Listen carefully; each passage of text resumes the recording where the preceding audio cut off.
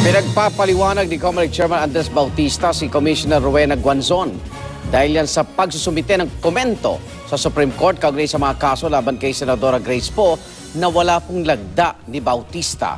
Saksi si Joseph Morong.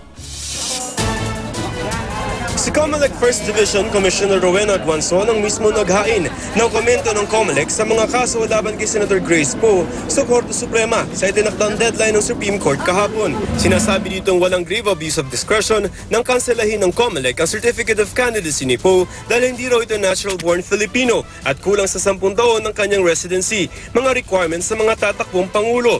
Nakapirma sa dokumento si Guanzon. Ang problema, walang pirma si COMELEC Chairman Andres Bautista. Ito ngayon ang puno ng gusot sa loob ng COMELEC. Ayon sa isang source ng GMA sa COMELEC, hindi umano ito nagustuhan ni Bautista kaya pinagpapaliwanag ng COMELEC Chairman si Guanzon. Ipinakita ng source ang memo na ibinigay kay Guanzon na dapat niyang sagutin sa loob ng 24 na oras. Dapat sabihin ni Guanzon kung bakit hindi man lamang niya pinabasa kay Bautista ang komento ng COMELEC sa Supreme Court. Sabi ni Bautista, pambabastos daw ito sa kanya bilang chairman ng COMELEC.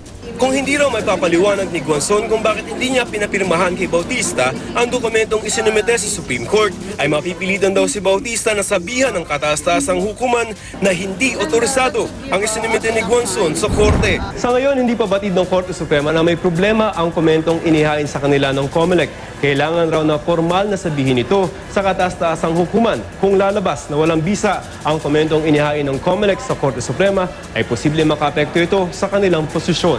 Hininga namin ng pahayag si Guanzon pero tumanggi na siyang magbigay ng pahayag. No. If it's about our comments, finished.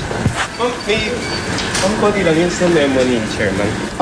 No. I don't think we should talk about that. Why did you get a copy of that? Ako si Joseph Morong, ang inyong saksi.